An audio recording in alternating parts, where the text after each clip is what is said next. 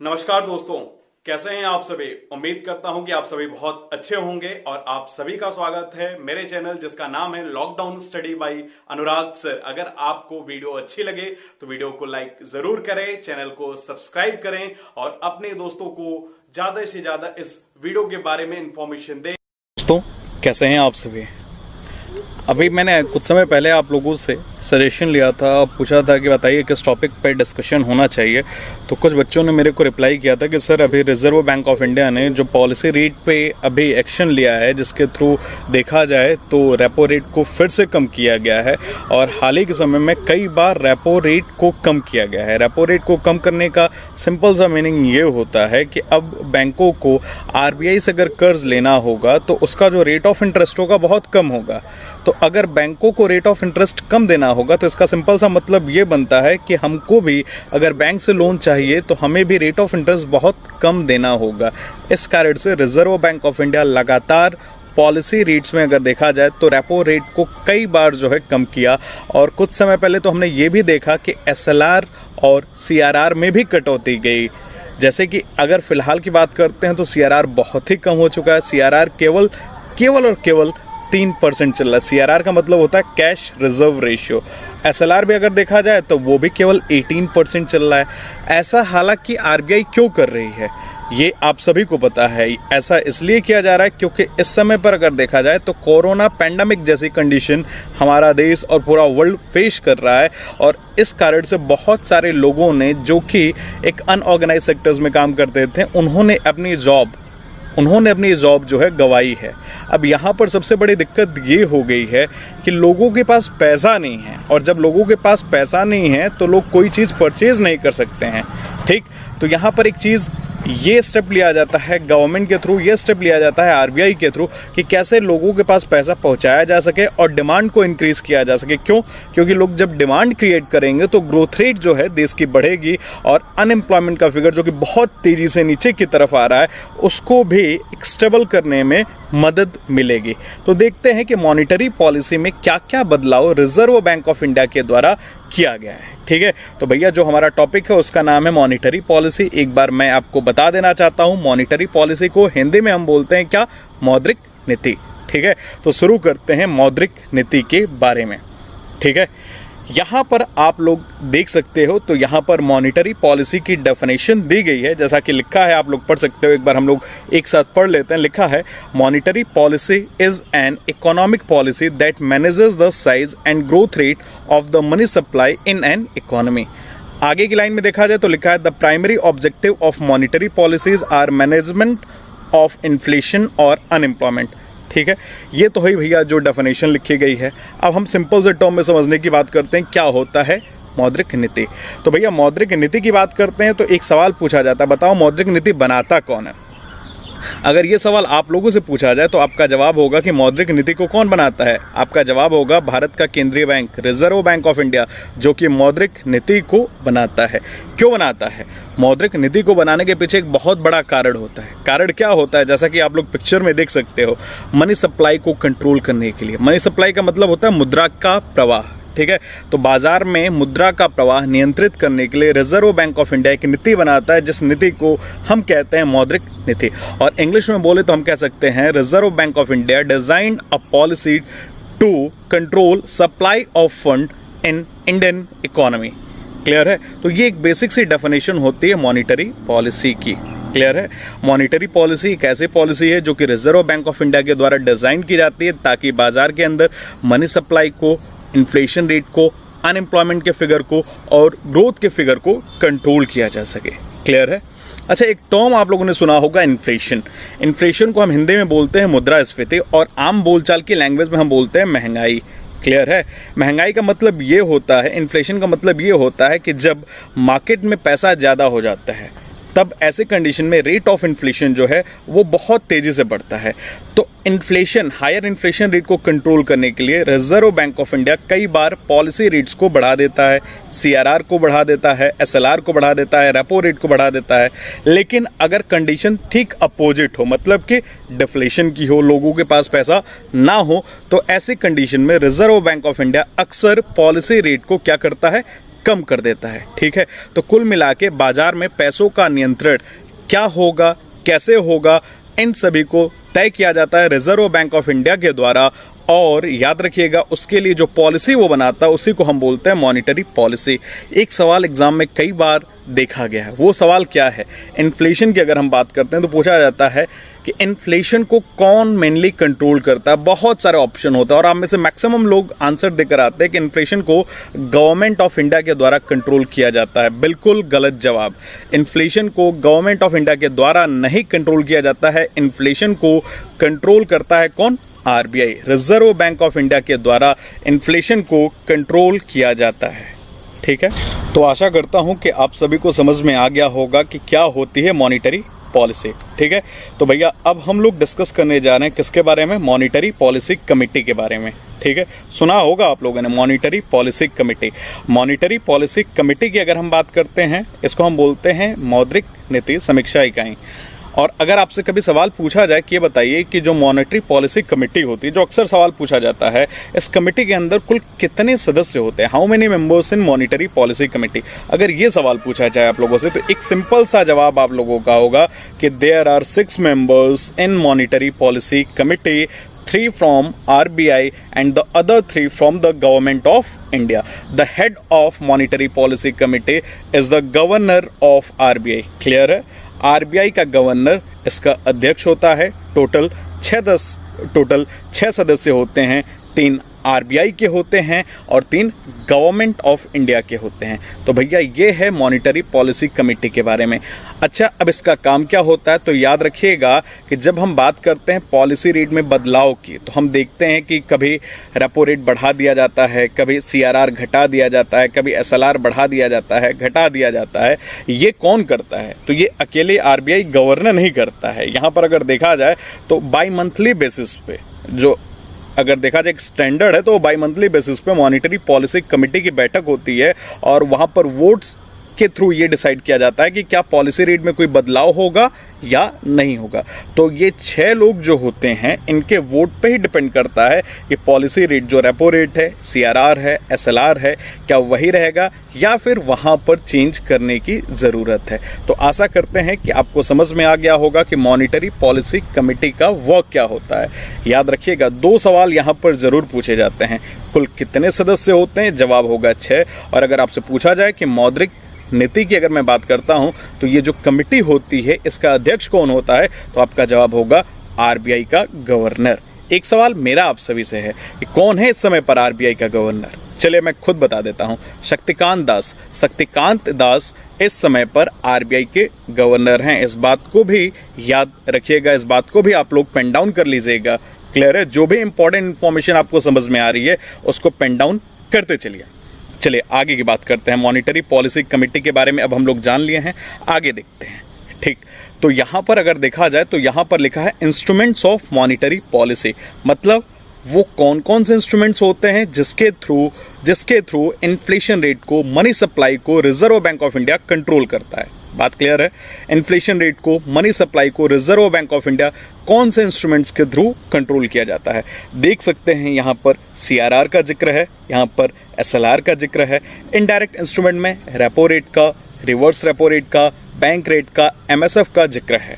और आप सभी की कंप्यूटर स्क्रीन पे, मोबाइल स्क्रीन पे शो कर रहा होगा कि एग्जैक्ट इस समय पर सीआरआर, आज की डेट में, जिस दिन मैं वीडियो रिकॉर्ड कर रहा हूँ, उस डेट में सीआरआर क्या चल रहा है? 3%, SLR 18%, repo rate 4%, reverse repo rate 3.35%, bank rate 4.25%, MSF 4.25%। और ओपन मार्केट ऑपरेशन की बात करता हूं तो ये कोई पॉलिसी रेट नहीं होता है। यहाँ पर गवर्नमेंट की जो सिक्योरिटीज होती हैं उसको Reserve Bank of India sell करता है या फिर बाई करता है ताकि मनी सप्लाई को या फिर इन्फ्लेशन रेट को कंट्रोल किया जा सके।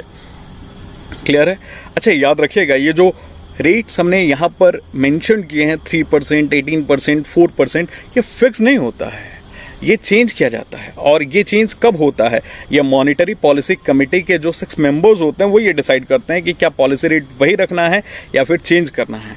अभी देखा जाए तो रेपो रेट केवल 4% है, CRR केवल 3% और SLR केवल 18% है।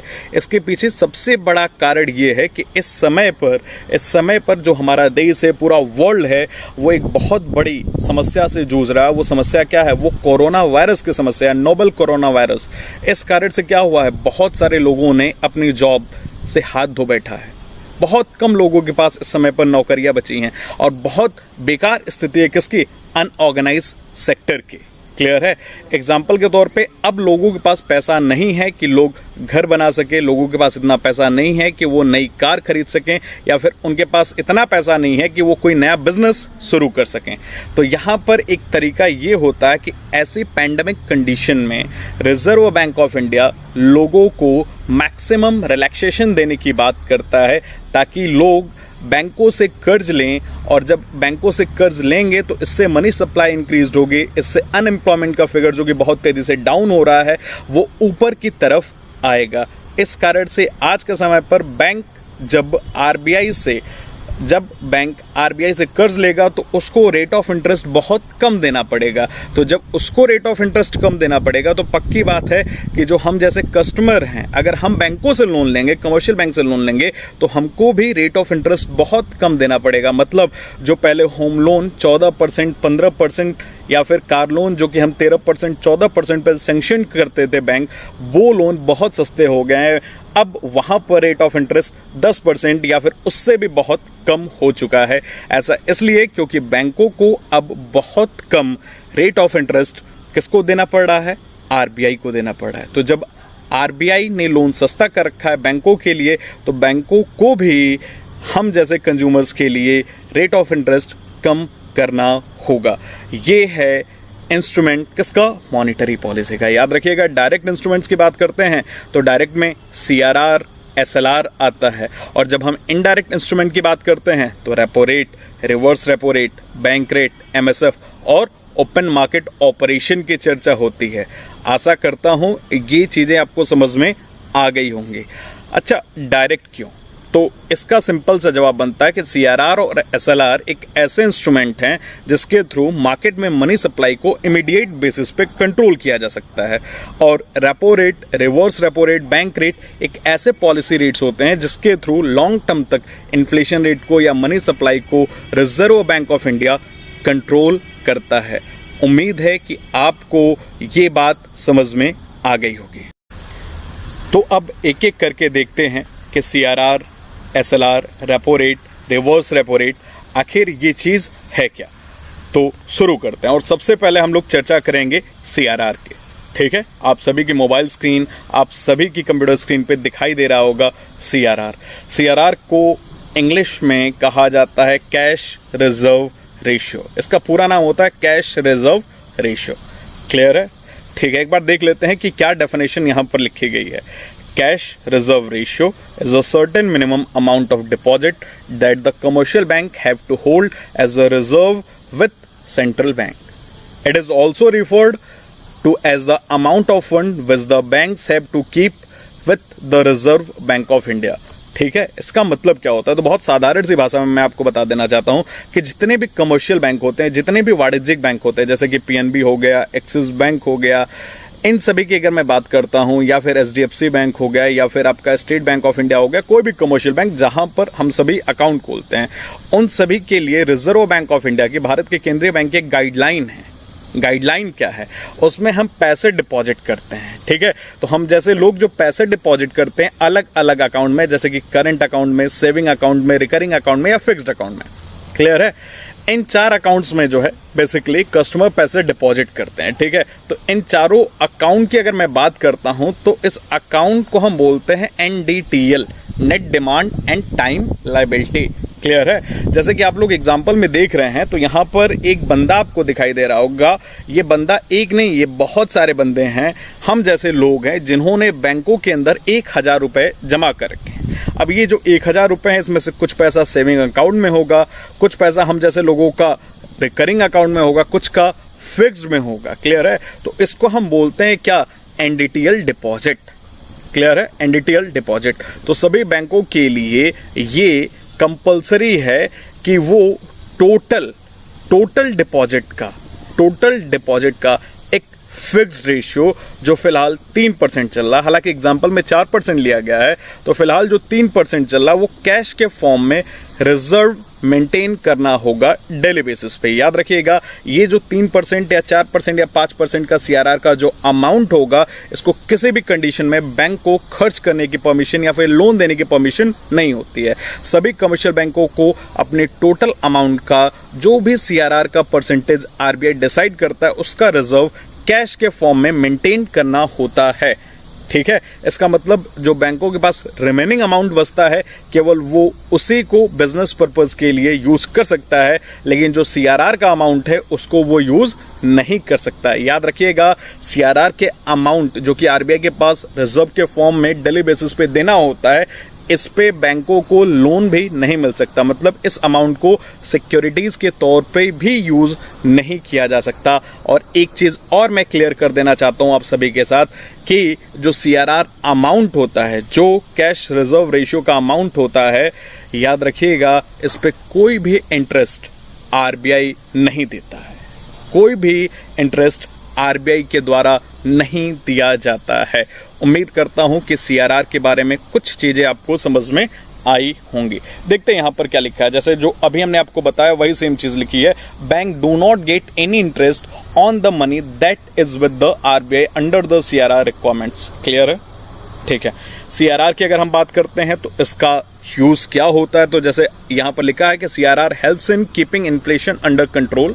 इसका मतलब ये होता है कि मुद्रास्फीति को नियंत्रित करने के लिए सीआरआर मददगार होता है। At the time of high inflation in the economy RBI increases the CRR. जब मुद्रास्फीति की दर बहुत ज़्यादा होती है तो ऐसे कंडीशन में Reserve Bank of India cash reserve ratio को बढ़ा देता है, so that bank needs to keep more money in reserve so that they have a less money to lend further. इसका सिंपल सा मतलब ये होता है कि जब आरबीआई सीआरआर बढ़ा देगा तो बैंकों के पास पैसा अब कम बचेगा। जब बैंकों के पास कम पैसा बचेगा तो हम जैसे लोगों के पास भी कम पैसा आएगा और फिर हम कम खर्च करेंगे, जिस कारण से रेट ऑफ इन्फ्लेशन एक कंट्रोल स्टेट में आ जाएगा। याद रखिएगा, सीआरआर की कोई मैक्सिमम या मिनिमम लिमिट नहीं होती है। ये 0 से 100% के बीच भी हो सकता है, डिपेंड करता है आरबीआई पर। चलिए आगे की बात करते हैं। नेक्स्ट लाइन में लिखा, in regards to the cash reserve the provision of section 42 subsection 1 of the Reserve Bank of India Act 1934। मतलब इसका यह है कि जब अगर आपसे कभी सवाल पूछा जाए कि सीआरआर को कौन से प्रोविजन में डिफाइन किया गया, तो आपका सिंपल सा जवाब होगा रिजर्व बैंक ऑफ इंडिया अधिनियम 1934 सेक्शन 42 के सब सेक्शन 1 में इसको डिफाइन किया गया है। तो भैया ये है आपका कैश रिजर्व रेशियो। उम्मीद है कि आपको ये बात समझ में आ गई होगी। साधारण सी भाषा में सीआरआर एक ऐसा रिजर्व अमाउंट होता है जिसको कैश के फॉर्म में, नगद के फॉर्म में सभी बैंकों को डेली बेसिस पे आरबीआई के पास जमा कराना होता है और ये कंपलसरी होता है। ठीक है, क्लियर है? चलिए अब देखते हैं एसएलआर के बारे में कि एसएलआर क्या होता है, जिसका पूरा नाम होता है स्टैट्यूटरी लिक्विडिटी रेशियो। ठीक है, देखते हैं क्या होता है एसएलआर, जो फिलहाल 18% चल रहा है। तो याद रखिएगा, जैसे सीआरआर है वैसा ही एसएलआर है, एक तरीके का रिजर्व है। ठीक है, देखिए लिखा भी यहाँ पर, the Reserve Bank of India has mandated every bank to have a specific portion of deposit in form of liquid assets such as gold, forex, bonds, etc. तो भैया एक बात याद रखिएगा, अगर मैं एसएलआर की बात करता हूं तो एसएलआर क्या होता है। जैसे सीआरआर एक रिजर्व अमाउंट है, वैसे एसएलआर भी एक रिजर्व अमाउंट है। क्योंकि यहां पर आप लोग देख सकते हो कि एसएलआर का जो रिजर्व रेशियो है वो सीआरआर से बहुत ज़्यादा है। तो यहां पर आरबीआई ये इंस्ट्रक्शन देता है कि आप जो एसएलआर का रिजर्व अमाउंट है, कोई ज़रूरी नहीं है कि केवल कैश के फॉर्म में, आप लिक्विड एसेट्स के फॉर्म में, जैसे कि गोल्ड, जैसे कि फॉरेक्स या फिर बॉन्ड्स। गोल्ड का मतलब होता है सोना, फॉरेक्स का मतलब होता है विदेशी मुद्रा या सरकारी कागज, बॉन्ड्स के फॉर्म में आप ये रिजर्व मेंटेन कर सकते हो। याद रखिएगा, जैसे सीआरआर पर कोई भी रेट ऑफ इंटरेस्ट आरबीआई नहीं देता है, वैसे ही एसएलआर डिपॉजिट पे भी किसी तरीके का रेट ऑफ इंटरेस्ट किसी भी कमर्शियल बैंक को नहीं दिया जाता। याद रखिएगा, जैसे सीआरआर को डेली बेसिस पे मेंटेन करना होता है, सेम उसी तरीके से एसएलआर को भी डेली बेसिस पे सभी बैंकों को मेंटेन करना होता है। क्लियर है? अंतर बस इतना सा है कि यहाँ पर बैंकों को जो रिजर्व मेंटेन करना है उसको लिक्विड एसेट्स के फॉर्म में मेंटेन करना होता है।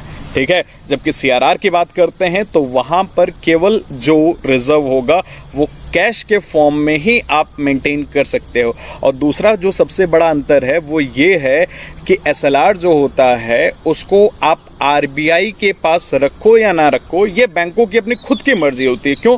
क्योंकि मैक्सिमम बैंक और एक तरीके से सभी बैंक जो एसएलआर का रिजर्व है वो खुद के पास रिजर्व मेंटेन करके चलते हैं, और चलना है ये भी कंपलसरी है। याद रखिएगा, ये भी कंपलसरी है। मतलब सीआरआर का 3% और एसएलआर का 18%, ये वो अमाउंट है जिसको बैंक किसी को लोन नहीं दे सकता।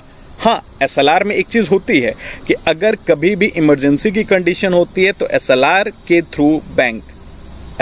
थ्रू कोई भी कमर्शियल बैंक आरबीआई से लोन ले सकता है, लेकिन सीआरआर पे कोई लोन नहीं मिलता। मतलब ये अमाउंट एक सिक्योरिटी के तौर पे यूज किया जा सकता है। क्लियर है? चलिए देखते हैं आगे क्या लिखा है। यहाँ पर लिखा है every bank must have a specific portion of their NDTL in form of cash, gold or other liquid assets by the day's end। अभी मैंने जो बात की है उसी के बारे में यहाँ पर बताया है, और NDTL में हमने आपको बताया था वही पैसा जो हम बैंकों में जमा कराते हैं करंट, सेविंग, रिकरिंग और फिक्स्ड डिपॉजिट में, उसका रेशियो लिक्विड एसेट्स के फॉर्म में डेली बेसिस पे सभी बैंकों को आरबीआई के पास या फिर खुद के पास रिजर्व के फॉर्म में मेंटेन करना होता है। क्लियर है? आगे देखते हैं क्या लिखा है। The ratio of these liquid assets to the demand and time liability is called SLR. ये बात तो क्लियर होगी। SLR has a upper limit of 40 and no lower limit. मतलब एसएलआर की अगर मैं बात करता हूं तो यहां पर एक और डिफरेंस समझ में आता है। जैसे सीआरआर को 100% किया जा सकता है, लेकिन एसएलआर को मैक्सिमम 40% ही किया जा सकता है, इससे ज़्यादा नहीं बढ़ा सकता है आरबीआई। हाँ, इसकी कोई लोअर लिमिट नहीं होती है। अच्छा, एक अंतर और है, वहाँ पर हमने देखा था क्योंकि वो पैसा किसके पास जा रहा था? आरबीआई के पास जा रहा था, और ये पैसा कौन रिजर्व में मेंटेन करके चल रहा है? बैंक खुद मेंटेन करके चल रहा है। इस कारण से ये बैंकिंग रेगुलेशन एक्ट 1949 के सेक्शन 24 और सेक्शन 56 के अंदर डिफाइन किया गया है। याद रखिएगा, वहां पर हमने देखा था बैंकिंग रेगुलेशन एक्ट 19, वहां पर हमने देखा था reserve Bank of India Act 1934 section 42 sub section 1 की बात हो रही थी सीआरआर में, और एसएलआर में बात हो रही है बैंकिंग रेगुलेशन एक्ट 1949 सेक्शन 24 या फिर सेक्शन 56, जहां पर एसएलआर के बारे में चीज़ों को डिफाइन किया गया है। उम्मीद करता हूं एसएलआर क्या होता है वो भी आप सभी को क्लियर होगा। तो भैया अभी जो चीज़ें हमने देखी वो देखी डायरेक्ट इंस्ट्रूमेंट्स के बारे में, सीआरआर और एसएलआर। ये दोनों इंस्ट्रूमेंट डायरेक्ट इंस्ट्रूमेंट्स होते हैं जिसके थ्रू इन्फ्लेशन रेट को इमीडिएट बेसिस पे कंट्रोल किया जा सकता है। अगर हाई इन्फ्लेशन रेट होगा तो ऐसी कंडीशन में रिजर्व बैंक ऑफ इंडिया अक्सर सीआरआर और एसएलआर को इंक्रीज कर देता है। इससे क्या होगा, जब इसको बढ़ा दिया जाएगा तो बैंकों का मैक्सिमम पैसा रिजर्व हो जाएगा। जब रिजर्व हो जाएगा तो बैंकों के पास कम पैसा बचेगा, और जब बैंकों के पास कम पैसा बचेगा तो हम जैसे लोगों के लिए लोन महंगे हो जाएंगे, फिर हम मार्केट से लोन लेना कम कर देंगे, जिस कारण से rate of inflation control state में आ जाएगा। लेकिन अभी जो कंडीशन चल रही है कोरोना वायरस के कारण, वो ठीक अपोजिट चल रही है। इस समय पर अगर देखा जाए तो इन्फ्लेशन नहीं चल रहा है, क्योंकि लोगों के पास इतना पैसा नहीं है कि वो कर्ज ले सकें। इस कारण से मनी सप्लाई को बढ़ाने के लिए रिजर्व बैंक ऑफ इंडिया लगातार सीआरआर को, एसएलआर को या फिर रेपो रेट को क्या कर रहा है? कम कर रहा है, ताकि लोग ज़्यादा से ज़्यादा बैंकों से कर्ज लें। उम्मीद करता हूं कि डायरेक्ट इंस्ट्रूमेंट में सीआरआर और एसएलआर के बारे में आपको बहुत अच्छे तरीके से समझ में आया होगा। अगला जो रेपो रेट है, रिवर्स रेपो रेट है, बैंक रेट है, इन सब के बारे में, जो इनडायरेक्ट इंस्ट्रूमेंट्स हैं, इनके बारे में भी डिस्कस करेंगे नेक्स्ट वीडियो में। उम्मीद करता हूं कि आपको ये वीडियो ज़रूर पसंद आई होगी। अगर आपको ये वीडियो पसंद आई हो तो इसको लाइक करें और अपने दोस्तों के साथ शेयर ज़रूर करें। हाँ, याद रखिएगा चैनल को सब्सक्राइब करना ना भूले। बहुत मेहनत से एक वीडियो जो है वो तैयार की जाती है, तो अपने दोस्तों के साथ शेयर करें और चैनल को सब्सक्राइब करें। और जो भी चीज़ें आपको लगता है कि ये इम्प्रूवमेंट की ज़रूरत है वो इम्प्रूवमेंट मेंशन करें कमेंट बॉक्स में, वो नेक्स्ट इम्प्रूवमेंट ज़रूर की जाएगी। धन्यवाद।